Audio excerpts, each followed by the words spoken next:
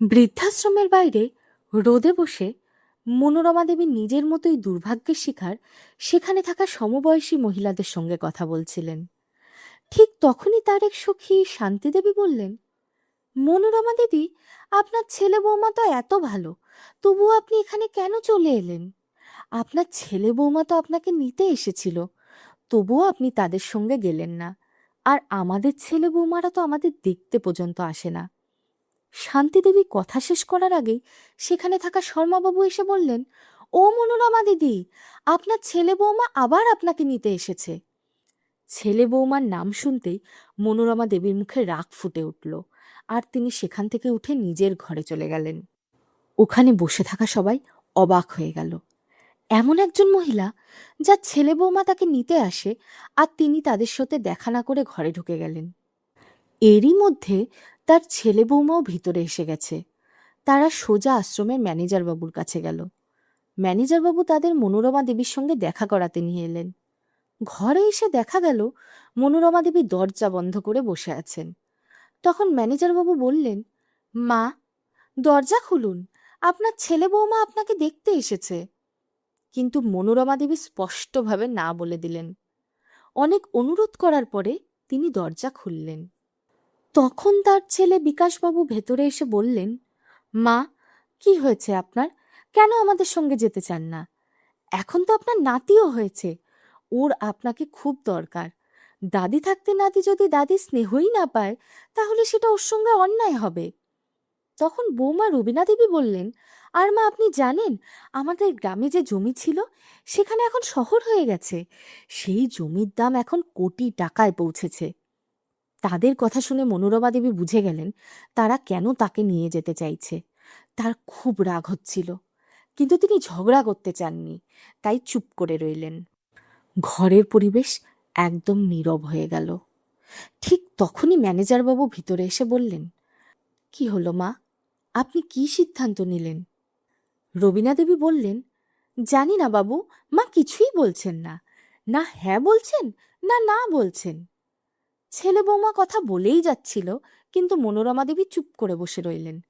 শেষে তারা বিরক্ত হয়ে বেরিয়ে গেল এবং গাড়িতে করে বাড়ি ফিরে গেল। তারা চলে যাওয়ার পরও মনোরমা দেবীর মুখে না রাগ ছিল, না হতাশা। তিনি শান্তভাবে বসে রইলেন। তার নীরবতা ভেঙে ম্যানেজারবাবু বললেন, একটা কথা বলি মা, আপনি খুব ভাগ্যবতী। আপনার ছেলে বৌমা বারবার আপনাকে নিতে আসে, আর আপনি বারবার না করেন। এখানে অন্যদের দেখুন, কারোর ছেলে বৌমা তাদের দেখতে আসে না। আপনার ছেলে বৌমা গত 2 মাসে কয়েকবার এসেছে আপনাকে নিয়ে যেতে, কিন্তু আপনি নিজের জেদে বসে আছেন। এমন ছেলে বৌমা সবার ভাগ্যে থাকে না। শান্তি মাসিমাকে দেখুন, ছোট ছোট নাতি নাতনিকে দেখার জন্য কত কাঁদে, প্রতিদিন ভগবানের কাছে প্রার্থনা করে যেন ছেলে বৌমা তাকে নিয়ে যায়, আর আপনি যেতে চাইছেন না। এ কথা শুনে মনোরমা দেবী চেয়ার থেকে উঠে বললেন, ম্যানেজার বাবু, এখন এই বৃদ্ধাশ্রমই আমার বাড়ি। আমি আর কারুর বাড়িতে যাব না। আমার শেষ নিঃশ্বাস পর্যন্ত আমি এখানেই থাকব। যদি আপনাদের আমার এখানে থাকা ভালো না লাগে, তাহলে আমি অন্য কোনো আশ্রমে চলে যাব, কিন্তু ছেলে বৌমার বাড়িতে আর ফিরব না। ম্যানেজার বাবু তাড়াতাড়ি বললেন, না না মা, আমি সে কথা বলিনি। এই আশ্রম তো আপনাদের মতো বৃদ্ধদের জন্যই। আমি শুধু আপনার ছেলে বৌমার ব্যবহার দেখে বলেছিলাম। আপনার ইচ্ছা, আমি কোনো জোর করছি না। যদি আমার কথা খারাপ লাগে তাহলে আমি দুঃখিত। 2 হাত জড়ো করে বলতেই মনোরমা দেবী বললেন, না বাবা, এতে খারাপ লাগার কিছু নেই। তুমি যা দেখছো তাই বলছো, আসল সত্যিটা তো কেউ জানে না। ম্যানেজার বাবু অবাক হয়ে জিজ্ঞাসা করলেন, কি বলতে চান মা? মনোরমা দেবী বললেন, কিছু না বাবা, এমনি বললাম, বলে তিনি কথা ঘুরিয়ে বাইরে চলে গেলেন। সময় নিজের মতো এগিয়ে চলল। কিছুদিন পর আবার মনোরমা দেবীর ছেলে বৌমা আশ্রমে এলো। তারা ম্যানেজার বাবুর কাছে মায়ের সঙ্গে দেখা করার কথা বলল। তখন ম্যানেজার বাবু দেখলেন বৌমার হাতে একটি বড় বাক্স আছে। তিনি জিজ্ঞাসা করলেন, এতে কি আছে? রবিনা দেবী বললেন, আজ আমার আর আমার মায়ের জন্মদিন। এই কারণেই আমি ওনার জন্য কেক নিয়ে এসেছি। বৃদ্ধাশ্রমেই আমি ওনার সঙ্গে কেক কাটবো। উনি আমার সঙ্গে বাড়ি যেতে চান না, তাই আমি ভেবেছি এখানে এসেই ওনার সঙ্গে জন্মদিন পালন করি। এ কথা শুনে ম্যানেজার বাবু বললেন, একবার আমি মায়ের কাছে জিজ্ঞাসা করে আসি, তারপর তোমাদের জানাবো। এইবার বিকাশবাবু ও রবিনা দেবী তাদের 6 মাসের ছেলেকেও সঙ্গে নিয়ে এসেছিল। ম্যানেজারবাবু মনোরমা দেবীর ঘরে গিয়ে বললেন, মা, আপনার ছেলে বৌমা আপনার জন্মদিন পালন করতে এসেছে। কিন্তু মনোরমা দেবী স্পষ্টভাবে তাদের সঙ্গে দেখা করতে অস্বীকার করলেন এবং আগের মতোই দরজা বন্ধ করে বসে রইলেন। এদিকে তার বৌমা রবিনা দেবী একদম জেদ ধরে বসেছিল, যাই হয়ে যাক না কেন শাশুড়ি মায়ের সঙ্গে জন্মদিন পালন করেই বাড়ি যাবেন। এখন আশ্রমের অন্য বৃদ্ধ বৃদ্ধারাও ভাবতে লাগলেন, সত্যি মনোরমা দেবীর ছেলে বৌমা কত ভালো। কিন্তু মনোরমা দেবীর মন একটুও দয়া নেই, একেবারে পাথরের মতো মন। কেউ বলল, যখন ছেলে বৌমা এত অনুরোধ করছে তখন ওনার তো বাড়ি চলে যাওয়াই উচিত। আরেকজন বলল, যদি আমার ছেলে বৌমা আমাদের নিতে আসতো আমি তো খুশি খুশি চলে যেতাম। তখন আরেকজন বৃদ্ধা বললেন, এমন মাও হয় নাকি যে নিজের ছেলে বৌমাকে বারবার আসতে বাধ্য করছে? আরেকজন বললেন, ছেলে বৌমা তো দূরের কথা, মনোরমা দেবী তো নিজের ছোট নাতিটাকেও দেখতে চান না। কেমন দিদিমা উনি, যে নিজের পরিবার থেকেই দূরে পালাচ্ছেন? সবাইয়ের মুখে নিজের সম্পর্কে এমন কথা শুনে মনোরমা দেবী ঘর থেকে বেরিয়ে এলেন। তিনি বৌমার হাত থেকে কেকের বাক্সটা নিয়ে দূরে ছুঁড়ে ফেলে দিলেন এবং রাগে বললেন, ম্যানেজার বাবু, আমি তো আপনাকে আগেই বলেছিলাম আমার ছেলে বৌমার সঙ্গে দেখা করতে চাই না। তাহলে কেন এরা বারবার এসে আমাকে বিরক্ত করছে? আমি তো বলে দিয়েছি আমার কোনো ছেলে বৌমা নেই, কোনো নাতিও নেই। আমার স্বামী চলে যাওয়ার পর এই পৃথিবীতে আমার আর কেউ নেই। আপনি ওদের বলে দিন যেন আর কখনো আমাকে এখানে নিতে না আসে। এইবার ম্যানেজার বাবুর কাছে মনোরমা দেবীর আচরণটা খুব অদ্ভুত লাগলো। তিনি একটু রেগে গিয়ে বললেন, মা, কেন আপনি এই বয়সে এত জেদ ধরে বসে আছেন? এমন কি হয়েছে যে আপনি নিজের ছেলে ছেলে বৌমাকেই এত ঘৃণা করছেন? এখানে সবাই দেখেছে আপনার ছেলে বৌমা কত ভালো। আপনার জন্মদিন পালন করতে আশ্রমে এসেছে। ওরা তো বাচ্চা, ভুল হয়ে থাকতে পারে। এখন যদি ওদের নিজের ভুল বুঝে থাকে তাহলে আপনাকেও তো ওদেরকে ক্ষমা করে দেওয়া উচিত। তখন মনোরমা দেবী রাগে তাদের দিকে তাকিয়ে বললেন, চলে যাও এখান থেকে, আর কখনো নিজের মুখ দেখাতে আসবে না। মনোরমা দেবীর রাগ দেখে ছেলে বৌমার মনে হলো, যদি মা সব সত্যি ফাঁস করে দেন। তাই তারা চুপচাপ সেখান থেকে চলে গেল। কিন্তু আজ মনোরমা দেবী আর চুপ থাকলেন না। বারবার আশ্রমে এসে ছেলে বৌমার এই বিরক্ত করা তিনি আর সহ্য করতে পারছিলেন না। গত 2 বছর ধরে তিনি কিভাবে নিজেকে সামলেছেন, কিভাবে স্বামীর বাড়ি ছেড়ে এই আশ্রমে মানিয়ে নিয়েছেন, এই কথা তিনিই সব থেকে ভালো জানেন। যখন তিনি আশ্রমে এসেছিলেন তখন 4-5 মাস ধরে কেঁদে কেঁদে দিন কাটিয়েছেন। ভাঙা মন নিয়ে তিনি এখানে এসেছিলেন। নিজের ছেলে তাকে তাড়িয়ে দিতে কোনো কসুর করেনি। পুরনো কথা মনে পড়তেই মনোরমা দেবীর চোখে জল চলে এলো।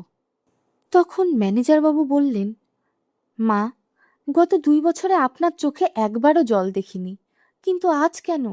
এমন কি হয়েছে যে আপনি ছেলে বৌমার সঙ্গে যেতে চান না আর আমাদেরও কিছু বলতে চান না? নিশ্চয়ই আপনার মনে অনেক কষ্ট লুকিয়ে আছে, যেন দুঃখের একটা সমুদ্র, যা আমরা কেউ দেখতে পাইনি। চারপাশে দাঁড়িয়ে থাকা লোকেরাও বলল, হ্যাঁ মনোরমা দেবী, এমন কি হয়েছিল যার জন্য আপনি যেতে চান না? নিশ্চয়ই বড় কিছু ঘটনা ঘটেছে যা আপনাকে এত কঠোর করে তুলেছে। সবাইয়ের কথা শুনে মনোরমা দেবী এবার সব সত্যি খুলে বলতে চাইলেন, কারণ বারবার ছেলে বৌমার আশা তার একদমই ভালো লাগছিল না। তাদের মুখ দেখলেই তার ভীষণ রাগ হতো। তিনি ম্যানেজার বাবুকে বললেন, বাবা, তুমি যাদের এত ভালো বলছো তার আসল চেহারা তুমি জানো না। আজ তারা যত ভালো সেজে আমার জন্য কেক নিয়ে এসেছে, ঠিক 2 বছর আগে এই ছেলে বৌমাই আমার মুখের উপরে কেক ছুঁড়ে মেরেছিল। নিজের বাড়িতেই আমার শ্বাস নেওয়া কঠিন করে দিয়েছিল। আমি নিজের বাড়িতেই দমবন্ধ হয়ে বেঁচেছিলাম। এরপর তিনি বলতে লাগলেন, আমার বিয়ের 4 বছর পর আমার ছেলে বিকাশের জন্ম হয়। ও জন্মানোর পর আমরা স্বামী স্ত্রী খুশিতে আত্মহারা হয়ে গিয়েছিলাম। আমার স্বামী লোকের খেতে কাজ করতেন। খুব কষ্ট করে টাকা জমিয়ে আমরা আমাদের ছেলেকে পড়াশোনা করিয়েছি, কারণ টাকার অভাবে জীবন কত কষ্টের হয় সেটা আমরা খুব ভালো জানতাম। তাই ছেলেকে এমনভাবে গড়ে তুলতে চেয়েছিলাম যাতে তার একটা ভালো চাকরি হয়। এক এক টাকা জমিয়ে আমরা ছেলেকে পড়িয়েছি। যখন বিকাশ শহরে পড়তে গেল তখন টাকার অভাব পড়ে গেল। তখন আমিও লোকের বাড়িতে ঝাড়ু পোছা আর বাসন মাজার কাজ শুরু করলাম। তখন গিয়ে ছেলের পড়াশোনা চলল। ভগবানের কৃপায় একদিন ওর চাকরিও হয়ে গেল। চাকরির পর ছেলেকে বিয়ে দেওয়ার জন্য অনেক ভালো প্রস্তাব আসতে লাগলো, কিন্তু আমার ছেলে রবিনা দেবীকে পছন্দ করেছিল, তাই আমরা ওর পছন্দকেই মেনে নিয়ে ওর সাথে বিয়ে দিয়েছিলাম। আমরা সারা জীবন খুব কষ্ট করেছি। বার্ধক্যে আমার স্বামীর হাঁটুতে ব্যথা শুরু হলো, তাই তিনি কাজ করা বন্ধ করে দিলেন। তার শরীরের অবস্থা দেখে আমিও বললাম, এখন তো আমাদের ছেলের চাকরি হয়েছে, ঘরে কিছু টাকা আছে, ভগবানের দয়ায় ভালোভাবে চলতে পারবো। তোমার কাছে কিছু টাকা আছে, সেগুলো দিয়ে আমরা পুরনো বাড়িটা নতুন করে বানিয়ে নিব, ছেলেও একটু সাহায্য করবে। কিন্তু এই কথা ছেলে বৌমার ভালো লাগেনি। বাড়ি বানাতে তারা না করেনি, কিন্তু বাবার কাজ বন্ধ করা নিয়ে তারা রেগে গিয়ে বলল, বাবা কাজ করতে যাচ্ছেন না কেন? এখনো ওনার কাজ করা উচিত। এখনো এমন কি বয়স হয়েছে? এখন থেকেই যদি হাত গুটিয়ে বসে থাকেন, তাহলে সংসারে এত খরচা চলবে কি করে? তখন বৌমা আবার বলল, হ্যাঁ মা, আমার স্বামী একাই রোজগার করে, আর আপনাদের দুজনের খরচও তো কম নয়। বয়স বাড়ার সঙ্গে সঙ্গে ওষুধের খরচাও বাড়বে, তখন অন্তত নিজের ওষুধের খরচাটা যেন চালাতে পারেন, সেটা তো করা উচিত। এই এক কথা শুনে মনোরমা দেবীর খুব রাগ হলো। তিনি ছেলেকে বললেন, এ কি বলছিস বাবা? হাঁটুর ব্যথায় তোর বাবা ঠিকমতো হাঁটতেই পারে না, আর তুই ওনাকে কাজ করতে বলছিস? এখন আর ওনার কাজ করার বয়স নেই, বিশ্রাম নেওয়ার সময়। এ কথা শুনে ছেলে অফিসে চলে গেল, কিন্তু বৌমা রান্নাঘরে অনেকক্ষণ বিড়বিড় করতে লাগলো। ছেলে বৌমার কথা শুনে মনোরমা দেবীর স্বামী বললেন, শোনো, একটা কাজ করি, আমরা গ্রামে ফিরে যাই। ওখানে আমাদের ভাঙা কাঁচা বাড়ি আছে, আর 3 বিঘে জমিও আছে, যা আমাদের পূর্বপুরুষদের। আমি সেই জমিটা তোমার নামে করে দিচ্ছি। কাল যদি আমি না থাকি আর তোমার টাকার দরকার হয়, তাহলে সেই জমি থেকেই তুমি নিজের ওষুধের খরচ চালাতে পারবে। এ কথা শুনে মনোরমা দেবী বললেন, এ কি বলছো তুমি? এমন কথা বলো না, তুমি না থাকলে আমি এখানে একা কি করব? কিন্তু তার স্বামী নিজের সিদ্ধান্তে অটল ছিলেন, কারণ সেদিনের ঘটনা দেখে তিনি ভবিষ্যতের পরিস্থিতি বুঝে গিয়েছিলেন। তাই একদিন কাজের অজুহাতে স্বামী স্ত্রী দুজনেই গ্রামে চলে গেলেন এবং সেই জমিটা মনোরমা দেবীর নামে করে দিলেন। এদিকে ছেলে বৌমা কিছুই টের পেল না, বরং তারা খুশিই হলো। ভালোই হয়েছে, বুড়ো বুড়ি কয়েকদিনের জন্য গ্রামে গেছে। কিন্তু গ্রাম থেকে ফেরার কিছুদিন পরই মনোরমা দেবীর স্বামীর বুকে ব্যথা উঠল। তিনি তাকে এই পৃথিবীতে একা রেখে চলে গেলেন। মনোরমা দেবী ভাবতেই পারেননি স্বামীর বলা কথাগুলো সত্যি হয়ে যাবে। তার এই চলে যাওয়া তার জন্য বিশাল বড় ধাক্কা ছিল। তিনি কান্নায় ভেঙে পড়েছিলেন। তিনি তখনও সেই শোক কাটিয়ে উঠতে পারেননি। এরই মধ্যে ছেলে বৌমার অন্যরকম ব্যবহার দেখতে পেলেন। স্বামী মারা যাওয়ার 1 মাসও পেরোয়নি, একদিন ছেলে বিকাশবাবু ঘরে এসে চিৎকার করে বললেন, মা, সারাদিন ঘরে বসে থাকো কেন? বেচারি রবিনা কাজ করে যাচ্ছে, তুমি একটুও সাহায্য করো না। যে চলে গেছে সে তো আর ফিরবে না, তাই ঘর থেকে বেরিয়ে কাজকর্মে হাত লাগাও। ছেলের এই কথা শুনে মনোরমা দেবী যেন ভিতর থেকে ভেঙে পড়লেন। তার মনে হলো স্বামীর সঙ্গে চলে গেলেই ভালো হতো, কিন্তু ভাগ্যের কাছে কারোর কিছু চলে না। বৌমার খারাপ ব্যবহারের পরও মন না চাইলেও তিনি ঘরের কাজ শুরু করলেন। ছেলে বৌমার তার কষ্টের প্রতি কোনো আগ্রহই ছিল না। ধীরে ধীরে তিনি নিজের দুঃখ ভুলে থাকার চেষ্টা করছিলেন। ঠিক তখনই একদিন বৌমা নিজের জন্মদিনের পার্টির আয়োজন করলো এবং তার সব বন্ধুদের বাড়িতে ডাকলো।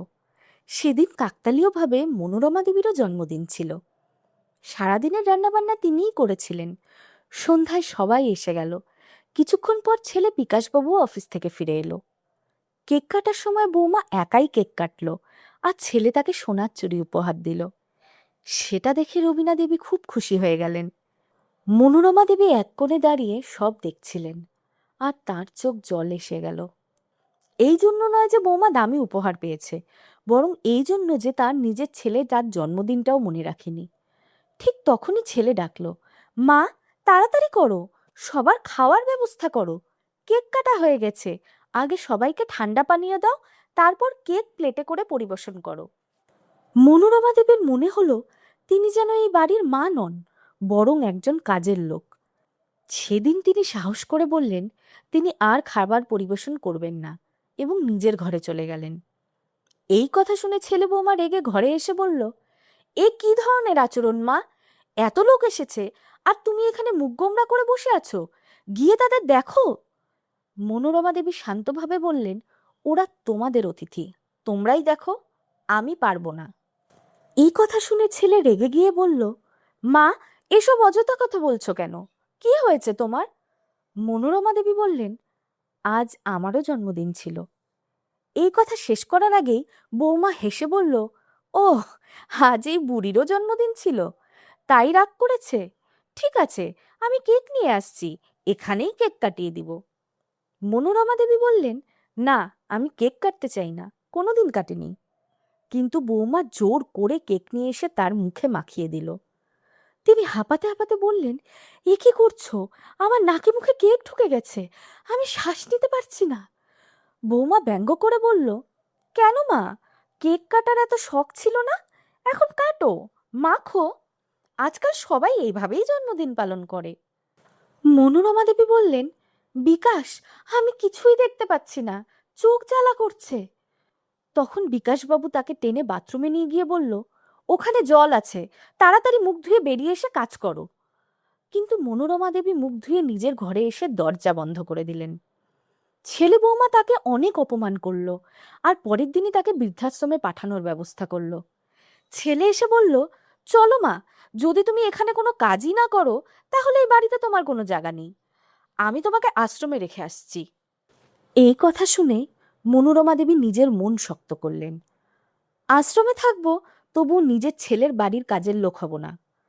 এই ভেবে তিনি আশ্রমে থাকা মেনে নিলেন। 1 বছর পর বিকাশবাবুর কাছে গ্রামের খবর এলো, তাদের জমির দাম এখন কোটি টাকায় পৌঁছেছে। এ কথা শুনে ছেলে বৌমা খুব খুশি হলো এবং জমি বিক্রি করতে গ্রামে গেল। কিন্তু সেখানে গিয়ে জানতে পারলো জমিটা বাবার মৃত্যুর আগেই মায়ের নামে করে দেওয়া হয়েছে। এ খবর শুনে তাদের পায়ের তলা থেকে মাটি সরে গেল। তারপরে তারা বাড়ি ফিরে নানান ফন্দি আঁটতে লাগলেন কিভাবে মনোরমা দেবীকে আবার ফিরিয়ে আনা যায়। শেষে তারা একটা পরিকল্পনা করলো, আমাদের সন্তান জন্মাবে আর সেই অজুহাতে মাকে নিয়ে আসবো, নাতির কথা শুনে মা আর নাই করতে পারবে না। এরপর সত্যিই তাদের ছেলে হলো এবং তারা সেই অজুহাতে বারবার আশ্রমে গিয়ে মনোরমা দেবীকে আবেগ দিয়ে রাজি করানোর চেষ্টা করতে লাগলো। আর এই কথাটা মনোরমা দেবীও খুব ভালোভাবে বুঝতে পেরেছিলেন, কারণ আগেরবার যখন বৌমা দেখা করতে এসেছিল তখনই গ্রামের জমিতে শহরের উন্নয়নের কথা বলে ফেলেছিল। তখনই তিনি বুঝে গিয়েছিলেন ছেলে বৌমা কেন তাকে বাড়ি নিয়ে যেতে চায়। কারণ তাদের ছেলে দেখাশোনার জন্য বিনা পয়সায় একজন আয়াও পেয়ে যাবে। আর এই কারণেই ম্যানেজার বাবু, আমি ছেলে বৌমার কাছে যেতে চাই না। আপনাদের মনে হয় আমার ছেলে বৌমা আমাকে খুব ভালোবাসে, তাই আমাকে বাড়ি নিয়ে যেতে চায়, কিন্তু তা নয়। আমাকে শুধু তারা নাতির দেখাশোনার জন্য ব্যবহার করতে চায় আর এই গ্রামের জমি বিক্রি করে টাকা হাতাতে চায়। আর যখন তাদের কাজ শেষ হয়ে যাবে আমাকে দুধ থেকে মাছি ফেলে দেওয়ার মতোই অপমান করে বাড়ি থেকে বের করে দেবে। আমি আর বারবার অপমানিত হতে চাই না। এখন এই বৃদ্ধাশ্রমেই আমার মন বসে গেছে, আমি শেষ নিঃশ্বাস পর্যন্ত এখানেই থাকতে চাই। মনোরমা দেবীর কথা শুনে ম্যানেজার বাবুরও চোখে জল চলে এলো। আশেপাশে যারা বসেছিল সবাই আবেগে ভেসে গেল। সবাই একসঙ্গে বলল, আমাদের মাফ করে দিন মনোরমা দেবী, আমরা আপনাকে ভুল বুঝেছিলাম, আজ থেকে আর কেউ কিছু বলবে না, আপনি নিশ্চিন্তে এখানে থাকুন। মনোরমা দেবী বললেন, আপনাদের কোনো দোষ নেই, আপনারা যা দেখেছেন তাই বলেছেন, কিন্তু আসল সত্যিটা তো অন্য কিছু ছিল। এইভাবে আরও 1 মাস কেটে গেল। একদিন আবার মনোরমা দেবীর ছেলে বৌমা তাকে নিতে আশ্রমে এলো। তাদের উদ্দেশ্য ছিল শুধুই জমির লোভ, কিন্তু এবার ম্যানেজার বাবুও তাদের আসার অপেক্ষায় ছিলেন। তারা আসতেই তিনি পুলিশে ফোন করলেন। এরপর বিকাশবাবু ও রবিনা দেবী এসে বললেন, বাবু, আমার মা কোথায়? আজ আমরা যেভাবেই হোক ওনাকে বাড়ি নিয়ে যাব। আজ ম্যানেজার বাবু তাদের আসল চেহারা বুঝতে পেরেছিলেন। জমির লোভে তারা মানুষের মুখোশ খুলে জোর জবরদস্তি করতে নেমেছে। ঠিক তখনই মনোরমা দেবী নিজের ঘরের দিকে যাচ্ছিলেন। হঠাৎ বিকাশবাবু দৌড়ে গিয়ে তার হাত ধরে জোর করে গাড়ির দিকে নিয়ে যেতে লাগলো এবং বলল, চল মা, তোকে 10 বার বুঝিয়েছি, তুই কিছুতেই রাজি হচ্ছিস না, আর জোর করেই তোকে নিয়ে যাব। ঠিক তখনই সামনে পুলিশ দেখে বিকাশ ও রবিনা দেবী হতবাক হয়ে গেল। পিছন থেকে ম্যানেজার বাবু বললেন, ইন্সপেক্টর বাবু, আমিই ফোন করেছিলাম, এদের গ্রেফতার করুন। এরা জোর করে এই বৃদ্ধাকে নিয়ে যাচ্ছে এবং বিরক্ত করছে, তার ইচ্ছার বিরুদ্ধে নিয়ে যেতে চাইছে। এক মুহূর্ত দেরি না করে পুলিশ তাদের গ্রেফতার করলো। তখন বিকাশ চিৎকার করে বলল, মা, তুমি ঠিক করছো না। কোটি টাকার জমি নিয়ে কোথায় যাবে? আর তুমিও তো বেশি দিন বাঁচবে না। আজ নয় কাল সেই জমি তো আমারই হবে, তখন দেখব কে আমাকে আটকায়। তখন মনোরমা দেবী শান্তভাবে বললেন, বাবা, তোমার মনোভাব আমি আগেই বুঝে গিয়েছিলাম, তাই কালই আমি সেই জমি বিক্রি করতে গ্রামে যাচ্ছি, আর সেই সমস্ত টাকা বৃদ্ধাশ্রমেই দান করব। কারণ তোমার মতো অকৃতজ্ঞ ছেলে এই পৃথিবীতে অনেক আছে, যারা নিজের বাবা মাকে এই বাড়ি থেকে বের করে দেয়। তাদের জন্য এখানে আরো ঘর তৈরি করব। একটা পয়সাও তোমাদের দেব না। ছেলে বৌমা চিৎকার করে বলল, না মা, এটা তুমি করতে পারো না। কিন্তু মনোরমা দেবী তাদের কথা একেবারেই শুনলেন না। তিনি ইন্সপেক্টরকে বললেন, ওদের নিয়ে যান আমার চোখের সামনে থেকে। পুলিশ তাদের নিয়ে চলে গেল। পরের দিনই মনোরমা দেবী গ্রামে গিয়ে জমি বিক্রি করে সমস্ত টাকা বৃদ্ধাশ্রমে দান করলেন। সেই টাকায় আশ্রমে আরও ঘর তৈরি হলো এবং সমস্ত রকম সুবিধাসহ একটি নতুন অংশ গড়ে উঠল। মনোরমা দেবী নিজেও শান্তিতে সেই আশ্রমেই থাকতে লাগলেন। বন্ধুরা, আমাদের এই গল্পটি আপনাদের কেমন লাগলো কমেন্ট করে অবশ্যই জানাবেন। গল্পটি ভালো লাগলে লাইক দিন, সবার সঙ্গে শেয়ার করুন, আর আমাদের চ্যানেলে নতুন হলে অবশ্যই সাবস্ক্রাইব করতে ভুলবেন না। এমন হৃদয়স্পর্শী গল্প পেতে আমাদের সঙ্গেই থাকুন। ধন্যবাদ।